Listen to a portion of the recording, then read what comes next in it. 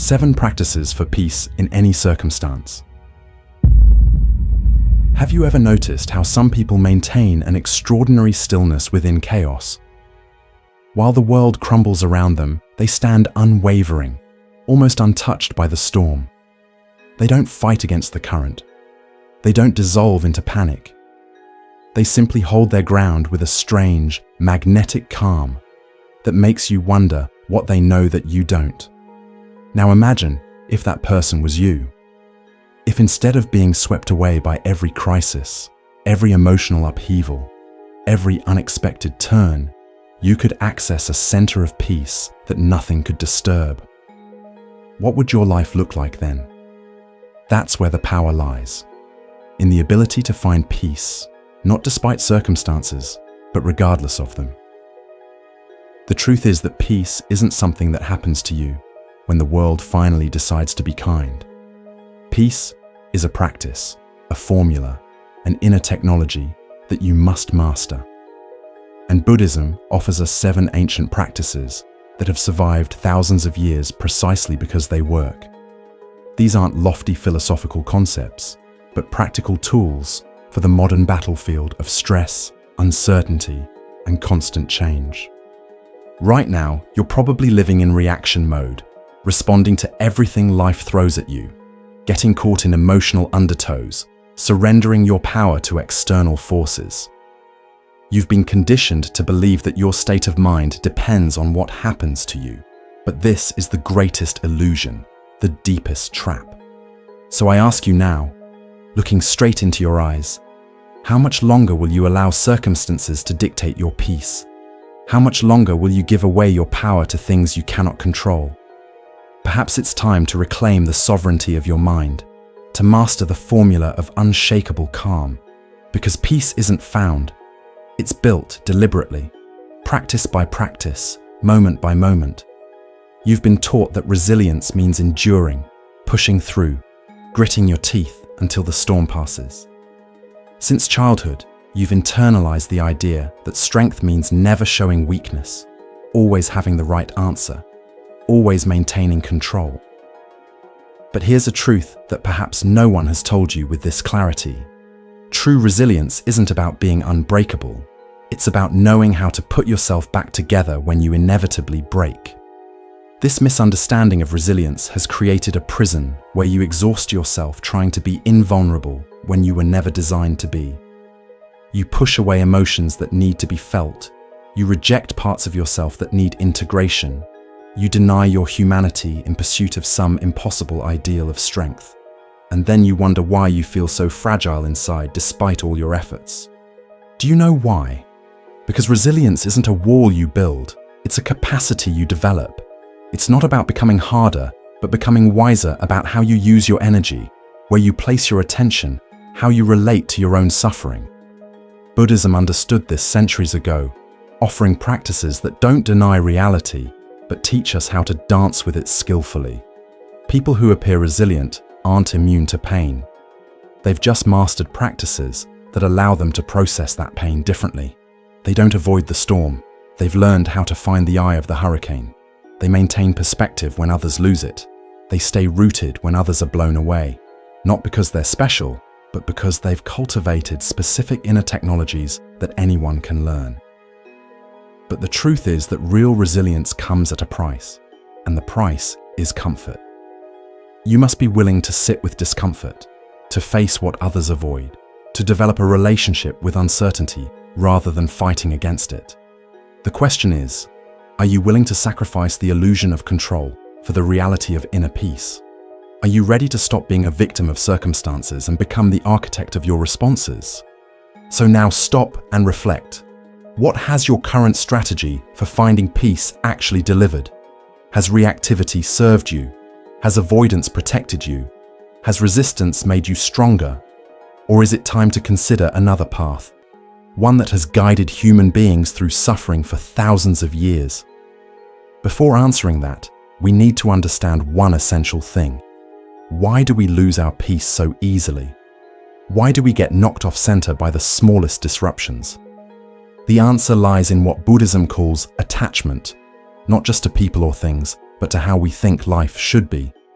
And that is what we will explore in the first practice, because your peace begins the moment you release your grip on how reality should be and embrace it as it is. The first practice in our resilience formula is radical acceptance, not as resignation, but as the ultimate power move. Buddhism teaches that suffering comes not from pain itself, but from our resistance to it.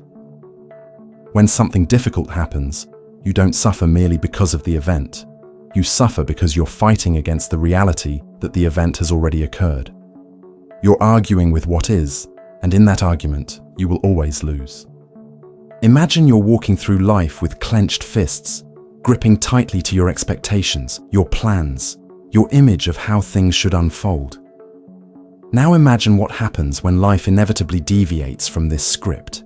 The tighter you hold on, the more painful the deviation becomes. But what if, instead, you walked with open hands? Not passive, not resigned, but receptive, adaptable, ready to work with whatever arises. Radical acceptance means looking reality straight in the eye and saying, I see you. I may not like you. I may work to change you, but I will not pretend you don't exist. This is not weakness. It is the foundation of all effective action. Because you cannot change what you refuse to acknowledge. You cannot transform what you're too busy denying. How many problems in your life have persisted precisely because you're unwilling to fully face them? How much energy do you waste fighting against what has already happened instead of responding to what is? This isn't about giving up. It's about freeing yourself from the exhausting delusion that your resistance can change what's already occurred. When you practice radical acceptance, something profound shifts. The energy you are using to fight reality becomes available for responding to it wisely. The suffering that came from denial begins to dissolve. You move from, this shouldn't be happening, to this is happening. Now what's the wisest response? And in that shift lies the seed of your peace. Start small. Notice when you're resisting simple realities. Traffic, weather, other people's behavior. Practice saying, this is how it is right now. Feel the immediate release that comes with this acknowledgement. Then gradually apply this to bigger challenges. Not to resign yourself to circumstances that can be changed, but to engage with them from a place of clear seeing rather than wishful thinking.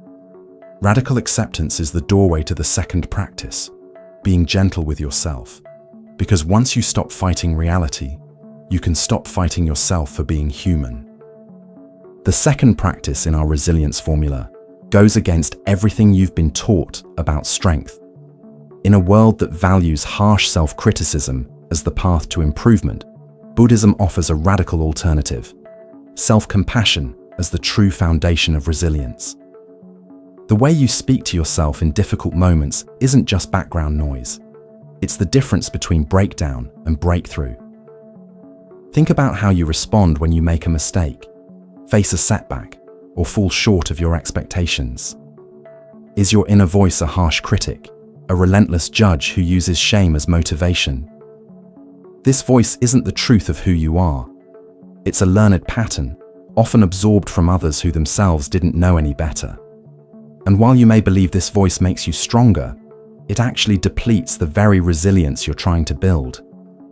Buddhist wisdom understands what modern psychology has only recently confirmed: self-compassion, not self-criticism, leads to greater resilience.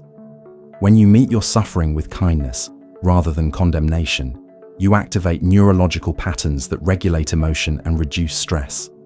You create a safe inner space where growth becomes possible. Imagine having a friend who, in your darkest moments, meets you with understanding instead of judgment, who reminds you of your strength instead of cataloging your weaknesses, who sits with you in pain without trying to fix or judge you. Now imagine becoming that friend to yourself. This isn't self-indulgence. It's intelligent self-relation that builds your capacity to face difficulties without breaking. Start practicing this second element of the resilience formula by noticing your self-talk. When you're struggling, pause and ask, would I speak this way to someone I love? If not, Consciously shift your inner dialogue. Place a hand on your heart and speak to yourself with the same warmth you would offer a dear friend. Remind yourself, this is difficult right now, and that's okay. I'm doing the best I can with what I have. This practice doesn't mean you avoid responsibility or growth. Rather, it creates the emotional safety needed for honest self-reflection. Because the truth is, you cannot hate yourself into becoming a better person. You cannot shame yourself into resilience.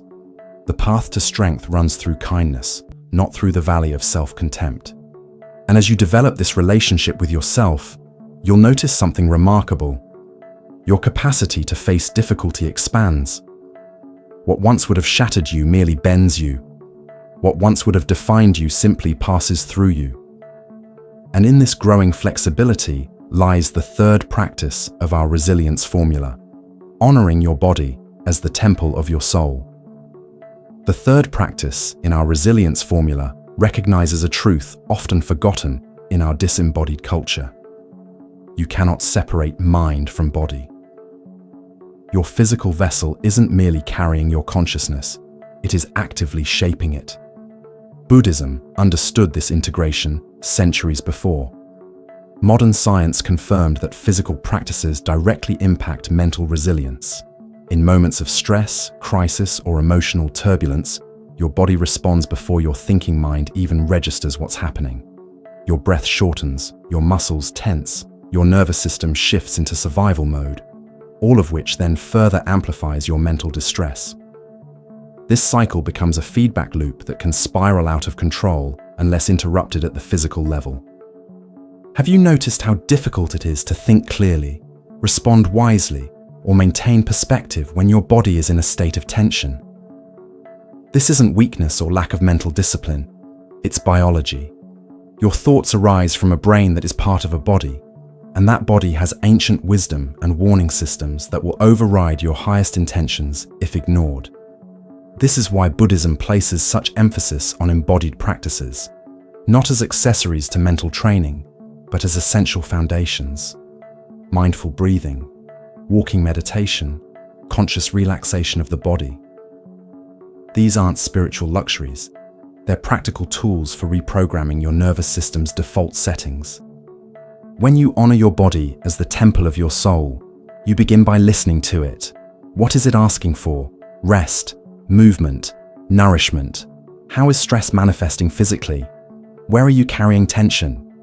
Your body speaks a language of sensation, and learning to understand this language is crucial for resilience.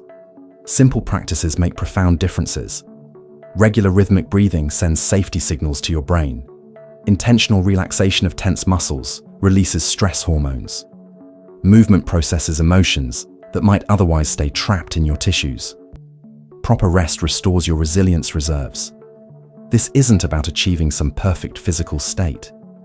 It's about working with your body instead of against it. It's understanding that care for your physical vessel isn't separate from spiritual practice. It is spiritual practice. Because how can you maintain peace in chaos if your body is constantly sending alarm signals to your brain? Start simply. Set reminders to check in with your body throughout the day. Notice your breathing pattern and consciously deepen it. Relax your shoulders, jaw, and forehead, common places where tension accumulates. Find movement that brings you joy rather than punishment. Prioritize sleep as a non-negotiable foundation of resilience. Your body is not an obstacle to overcome on your spiritual path. It is the very vehicle of your journey. And as you learn to honor its wisdom, you'll find yourself naturally moving toward the fourth practice in our formula, setting attainable goals through the middle path.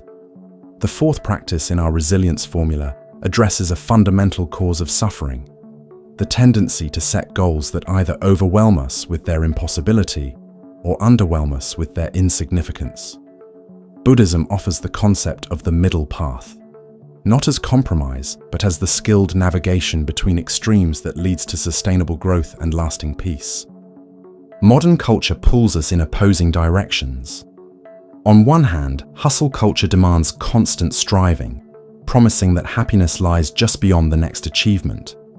On the other hand, certain interpretations of spirituality suggests that having goals at all is attachment that leads to suffering. Both extremes miss the wisdom of the middle path. Setting attainable goals, ones that stretch you without breaking you, is actually a compassionate practice. It acknowledges your humanity while honoring your capacity for growth. It creates a sustainable rhythm of effort and rest that builds resilience rather than depleting it. It allows you to experience the confidence that comes from steady progress, rather than the despair of constant failure or the stagnation of unchallenged comfort. Think of attainable goals as stepping stones across a river. If they're too far apart, you'll fall into the water, unable to make the leap. If they're unnecessarily close together, you'll expend too much energy taking tiny steps when you could be moving forward more efficiently. The middle path asks, what is the optimal challenge that serves your growth without crushing your spirit? This practice begins with honest self-assessment.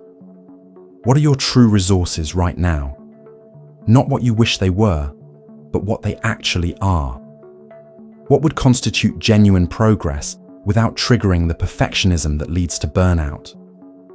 What small, consistent actions would move you forward without overwhelming your system? When setting goals, remember that resilience isn't built through dramatic transformations, but through sustainable rhythms. The oak that withstands the storm doesn't grow to its full height overnight. It develops strength through countless cycles of growth and integration, pushing just beyond its current capacity, and then allowing that new expansion to stabilize. Apply this wisdom to your goals. Break larger aspirations into smaller milestones. Celebrate progress rather than fixating on the gap between where you are and where you want to be. Allow for the natural oscillation between periods of stretching and periods of recovery. Trust that steady, sustainable progress ultimately takes you further than erratic bursts followed by collapse. The middle path isn't mediocrity, it's mastery of the rhythms of growth. And as you develop this skill, you'll naturally move into the fifth practice in our resilience formula, embracing change through positive adaptation rather than rigid resistance. The fifth practice in our resilience formula addresses the greatest source of human suffering: resistance to change. Buddhism recognized what we often forget. Impermanence isn't just a philosophical concept, it's the fundamental reality of existence. Everything changes, nothing remains the same. And your relationship with this truth determines your capacity for peace. Look around you. Your body is not the same as it was 10 years ago. Your relationships have evolved. Your circumstances have shifted. Your very thoughts and feelings are in constant flux. Yet how much energy do you spend trying to freeze certain aspects of life in place? How often do you cling to what was or resist what is becoming? This resistance isn't wrong, it's human. We're wired to seek stability and predictability. But when this natural tendency hardens into rigid attachment to particular outcomes or states, suffering inevitably follows. Because no matter how tightly you hold on, change will have its way. The only question is whether you'll flow with it or be broken by it. Embracing change doesn't mean passive acceptance of whatever happens. It means developing the flexibility to work with reality as it unfolds, rather than fighting against its inherent fluidity. It means recognizing that your resistance to change often causes more suffering than the change itself. Consider how much anxiety comes from trying to control what cannot be controlled. Notice how much tension arises from wishing things were different than they are. Observe how clinging to past conditions prevents you from engaging fully with present possibilities. This is the suffering that comes not from change itself, but from our relationship to it. Buddhism offers practices to develop what modern psychology calls psychological flexibility, the ability to adapt to fluctuating situations while maintaining connection to your deepest values. This isn't about becoming passive or giving up preferences. It's about holding those preferences lightly enough that when reality takes a different turn, you can adjust without breaking. Start practicing this flexibility in small ways. When plans change unexpectedly, Use it as an opportunity to exercise your adaptability muscles rather than defaulting to frustration.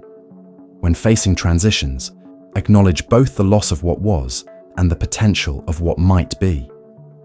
When uncertainty arises, practice staying present with the discomfort rather than rushing to premature certainty.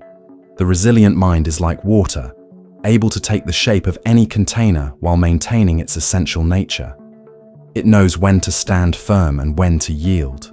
It understands that security comes not from unchanging conditions, but from confidence in your ability to adapt to whatever arises.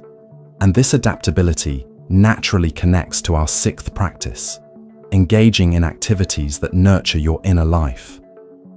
The sixth practice in our resilience formula might seem obvious, yet is profoundly neglected. Deliberately engaging in activities that restore your inner resources. Buddhism recognized what modern neuroscience confirms, that peace isn't just the absence of disturbance, but an active quality that must be cultivated through specific practices that replenish rather than deplete. In today's achievement-oriented culture, even our self-care often becomes another item on the to-do list, another source of pressure rather than restoration. We've forgotten the art of true replenishment, activities engaged in not for their outcome, but for their intrinsic quality of nourishment. Activities that don't just distract us from stress, but actively rebuild our capacity to meet life's challenges. Think about how you spend your discretionary time. How many of your activities truly restore you? How many simply numb or distract you? How many actually deplete you further while masquerading as leisure? The difference matters, because not all free time is created equal when it comes to building resilience. Activities that build genuine resilience share certain qualities. They involve presence rather than escape. They often engage your senses, bringing you into your body rather than further into rumination. They frequently involve a flow state where self-consciousness falls away. They connect you to something larger than your immediate concerns, whether nature, creativity, community, or spirituality. For some, resilience-building activities might include time in nature, where studies show stress hormones decrease and nervous system regulation improves. For others, it might be creative expression, which activates integrative brain functions that counter the fragmentation of stress. For still others, it might be contemplative practices that build the attentional muscles needed for emotional regulation.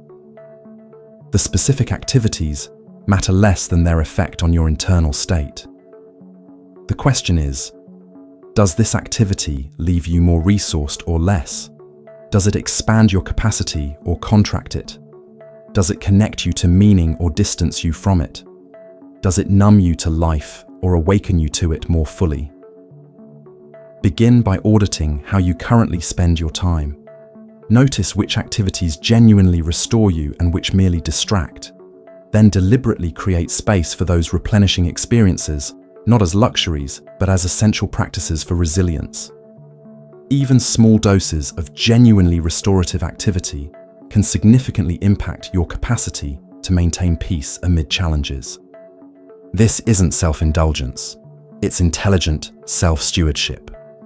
Because resilience isn't an unlimited resource. It must be consciously replenished, especially during difficult times. And this replenishment naturally connects to our seventh and final practice, cultivating gratitude as the ultimate perspective shift. The seventh practice in our resilience formula might be the most transformative, yet most misunderstood. Gratitude, not as a positive thinking exercise, but as a radical shift in perception that alters your entire relationship with difficulty. Buddhism recognized gratitude not as denial of suffering, but as a powerful lens that reveals the fuller truth of any situation. In challenging times, your attention naturally narrows to focus on what's wrong, what's threatening, what needs to be fixed. This evolutionary tendency helped our ancestors survive immediate dangers, but when chronically activated in modern life, it creates a distorted perception where problems expand to fill your entire field of vision, while resources, opportunities, and moments of beauty disappear from awareness. True gratitude isn't about forcing positive emotions or pretending difficulties don't exist. It's about widening the aperture of your attention to include what's going well alongside what isn't. It's recognizing that in any moment, multiple truths exist simultaneously: challenge and opportunity, pain and beauty, loss and presence. Gratitude practice ensures you don't miss the resources available to you, even in dark times. Consider how different the same circumstance feels when viewed through different perceptual filters. A job loss viewed only through the lens of threat feels overwhelming.